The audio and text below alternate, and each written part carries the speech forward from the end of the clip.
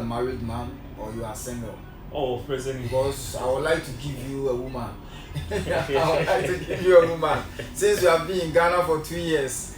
No, presently I'm not married. I'm not married. You are single. Yeah, presently I'm single. So do you care to, have a Ghanaian lady in your life? Hi, my name is Justice and I welcome you on Justice Media. On today's video, I had an interview with one of my friends. He's a Cameroonian and this guy has been in Ghana for the past 2 years. And I want him to share his experience so far with us as a foreigner living in Ghana.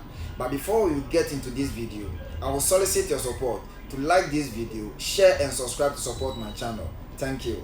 You are welcome. Thank you very much. Thank you very much, Mr. Justice. Thank you very much for this opportunity to discuss openly with you and your fellow viewers. My name is David Michael, and I'm from Cameroon. I've been here in Ghana for almost 2 years now. Yeah. Okay. And actually here in Ghana, I'm a French teacher. I teach French in some private schools, and equally I give private classes too. I don't want you to, put your salary out for my viewers to see how much you are earning.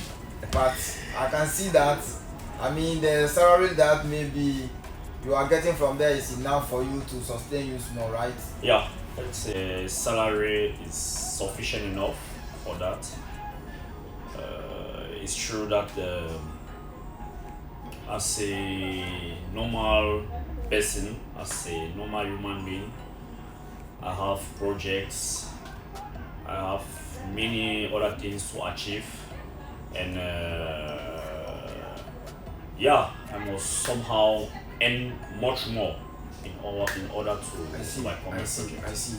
Some of them would like to get more information about, the living condition in Ghana, and at the same time too, if you are a foreigner and you are in Ghana looking for a job, how is it like? Is it difficult?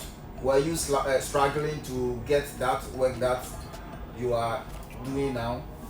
Oh, actually, from my experience, let's say, first of all, it all depends on your background.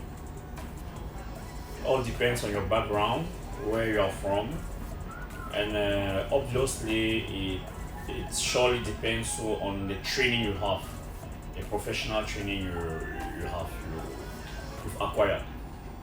Me, I come from Cameroon. I come from the Francophone background. In Cameroon, because in Cameroon we usually have, in fact, we have the Anglophone background and we have the Francophone background. So definitely when I came, I somehow fit myself into the teaching of French, because actually, as for that one, it was open to me. The floor was open to me to teach French in private schools, and from the academic program the children are having in French, it was somehow easy for me to do well in the sector. But as for other sectors, I don't have a great. So which means you did not struggle to get a job, right? Oh, for French, for teaching French, yes. Not actually. Okay, thank you very much. Since you said you have been in Ghana for almost 2 years, have you encountered any problem with any Ghanaian? Oh, actually, you are all men. Wheresoever men are found, let's say, we always face some little difficulties in terms of communication. Whatever the case, we thank God that at least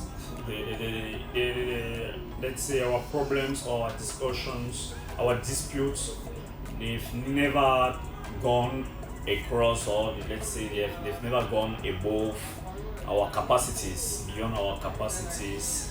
So whensoever such encounter just happen, we just need to settle it peacefully, and at the end of the day, everything is okay. All right. Thank you very much. And at the same time, too, you were saying that the job that you are in right now is administrative job, right? Yeah. So you don't have any experience to tell my viewers about, in terms of business aspect, like buying and selling. Maybe somebody will want to travel to Ghana, but the person doesn't have any skills. So the person, maybe the little money that the person have on him or her is what is coming to depend on it to do buy and sell. So you don't have any idea. You have not hustled on that foot before to get any idea to tell my viewers. Oh, on that particular aspect, let's say from a global perspective, from a global view I'm having about Ghana, I think that one will somehow best explain the situation, or let's say your question. We are to see Ghana in, let's say, generally the conditions, the economic conditions Ghana is presenting for business. The first thing I will say is that Ghana is a peaceful country. Peace reign in Ghana. That is, politically, Ghana is not facing internal disputes. Yeah, let's call it like that. So that one obviously will somehow encourage people to come to Ghana, because to find peaceful African countries is not easy. It's not really easy. So for that factor, Ghana is really a model, let's say. It's really a model in Africa. Another factor too is that Ghana is having one of the best communication network in West Africa, maybe in Africa as a whole. It's another factor, so people can easily develop, we call it new business. Yeah, business linked to social platforms and all the rest. So those are somehow important factors encouraging growth in Ghana.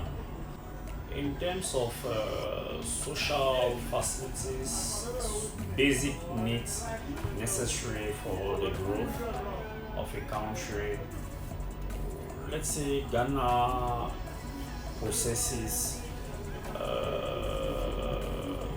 some great assets. You've just mentioned electricity. Actually, electricity network is somehow stable.